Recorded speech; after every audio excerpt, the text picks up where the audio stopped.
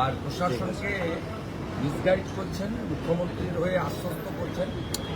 অবৈধভাবে নিয়োগ হওয়া chief secretary Nandini Chakraborty. Election commission যখন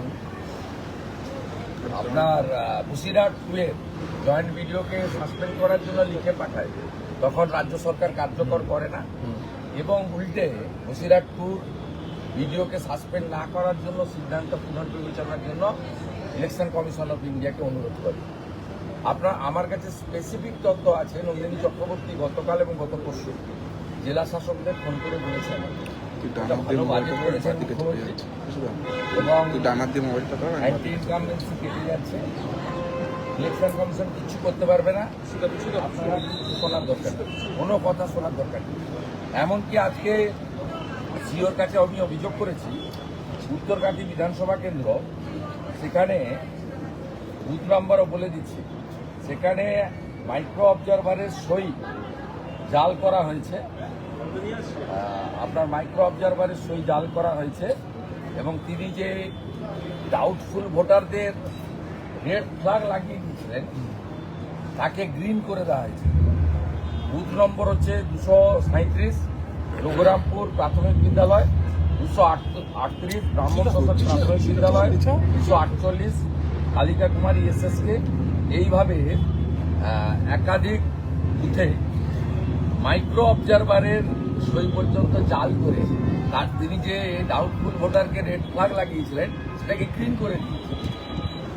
তো এখানে একদিকে প্রশাসনের চুরি দুর্নীতি, তাকে নেতৃত্ব দিচ্ছেন চিফ সেক্রেটারি নন্দিনী চক্রবর্তী, অন্যদিকে গুন্ডাদের নেতৃত্ব দিচ্ছেন গুন্ডাদের নেত্রী, ধর্ষকদের নেত্রী মমতা। দাদা, তাহলে জেলা শাসকদের যদি এই নির্দেশ দেয়, তাহলে সিইও গতকালকে বলেছেন, মানে একটা সূত্র জানা যাচ্ছে যে জেলা শাসকদের অফিসে কাউন্টিং হতে চলেছে, প্রায় 117টা কাউন্টিং কেন্দ্র করেছে। তাহলে কাউন্টিংটা কি ইলেকশন কমিশন চেষ্টা করছে, কিন্তু ইলেকশন কমিশনের মূল ক্ষমতা এমসিসি কার্ড চালু হলেই বুঝতে পারবে। তার আগে ইলেকশন কমিশনের পূর্ণাঙ্গ ক্ষমতা কার্যকর করার ক্ষেত্রে তাদের অনেক লিমিটেশন আছে, but they are trying their best. সবচেয়ে বড় কথা, সুপ্রিম কোর্টে যে হলফনামা ইলেকশন কমিশন তাতে রাজ্যের মুখ্যমন্ত্রী যেভাবে 27 ফেব্রুয়ারি 2025 থেকে নেতাজি ইন্ডোরের সভা উপর্যুপরি বিএলও থেকে শুরু করে সিও পর্যন্ত ধমক দিয়েছেন প্রকাশ্যে, সেসব কথাই হলফনামায় উল্লেখ করেছেন। আর কিভাবে রাজ্য প্রশাসন তারা সহযোগিতা করছে না সে কথাও তারা বলেছে। এবং যে কোনো মিটিংয়ের চিফ সেক্রেটারিরা গেলে আগের মনোজ পান্ত বা অন্য আধিকারিকরা তারা নিজেরা সিদ্ধান্ত নিতে পারেন না, বলে ঠিক আছে নোট করে নিয়ে যাচ্ছে, আলোচনা করে জানাবে। কিন্তু আপনাদের এই জিনিসটা খুব পরিষ্কার জেনে রাখা দরকার আছে, ইলেকশন কমিশন সংক্রান্ত যে কোনো নির্দেশিকা এর ফাইল মুখ্যমন্ত্রী মানে রাজনৈতিক ব্যক্তিত্বের কাছে যায় না, কোনো রাজ্যে যায় না নিয়মে। এটা সরাসরি এক্সিকিউট করতে হয় চিফ সেক্রেটারি বা এখানে একমাত্র রাজ্য যেখানে স্পাইনলেস অ্যাডমিনিস্ট্রেশন, ভীত আতঙ্কিত দাসত্ব স্বীকার করে নেওয়া ব্যুরোক্রেসি, তারা ইলেকশন কমিশন সংক্রান্ত ফাইলও তারা পাঠাচ্ছেন। ইলেকশন কমিশন অনেকগুলো মেজার নিয়েছে বলে 8,300 মাইক্রো অবজারভার দিয়েছে। ইলেকশন কমিশন এখানে প্রায় 150 জন মতো অফিসার পাঠিয়েছেন বিভিন্ন সেক্টর থেকে, চেষ্টা করছেন তারা কার্যকর করার ক্ষেত্রে সমস্যা আছে।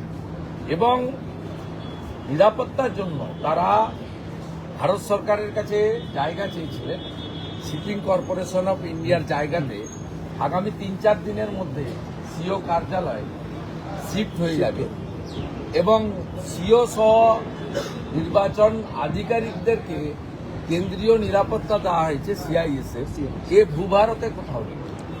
এনআইএ তদন্ত রাজ্য সরকার এড়িয়ে যাওয়ার চেষ্টা করছে। দাদা, এনআইএ তদন্ত অভিযোগ আপনারা তুলেছেন এবং সেক্ষেত্রে দেখা গেল পূর্ব মেদিনীপুরের জেলা সুপার তিনি এই কাটমানির বিরুদ্ধে একটা হেল্পলাইন চালু করলো। তাহলে তো আপনাদের কথাটাই সত্যি হয়ে গেল যে বারংবার আপনারা বলছেন যে বিভিন্ন সরকারি প্রকল্প থেকে ওকে পাঠিয়েছে মুখ্যমন্ত্রী বা পিসি, জেলায় কিছু করতে পারে কিনা চেষ্টা করে, তো চেষ্টা করে কিছু করতে পারবে না। এত বড় জেলা এসপি ইনচার্জ করে রেখেছে প্রথমত, তারপরে ওখানে 21 সালের পর থেকে পুলিশের যে ইমেজ বিপর্যয় হয়েছে সেটাকে রিবিল্ড করার চেষ্টা করছে পুলিশের মাধ্যমে, আইপ্যাকের পরামর্শ নিয়ে এবং মুখ্যমন্ত্রীর ইচ্ছাকে মর্যাদা দিয়ে।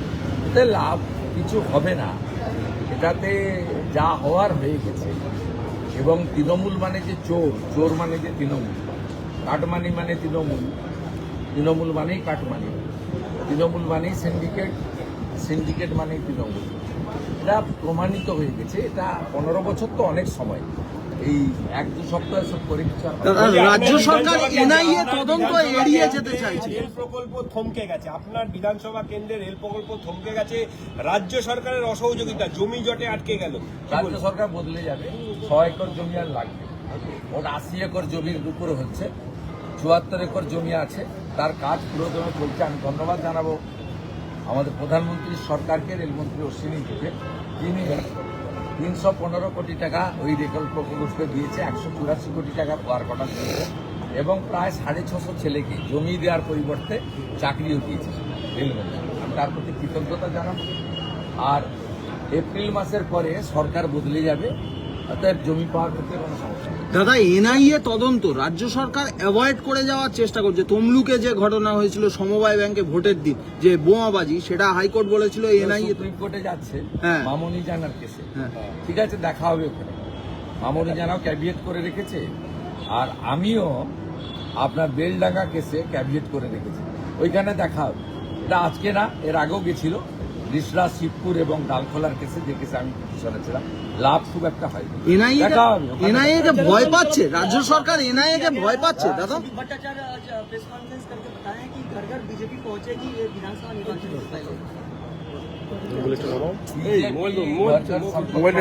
लगातार चल रहा है। पार्टी का कल कोर कमेटी का मीटिंग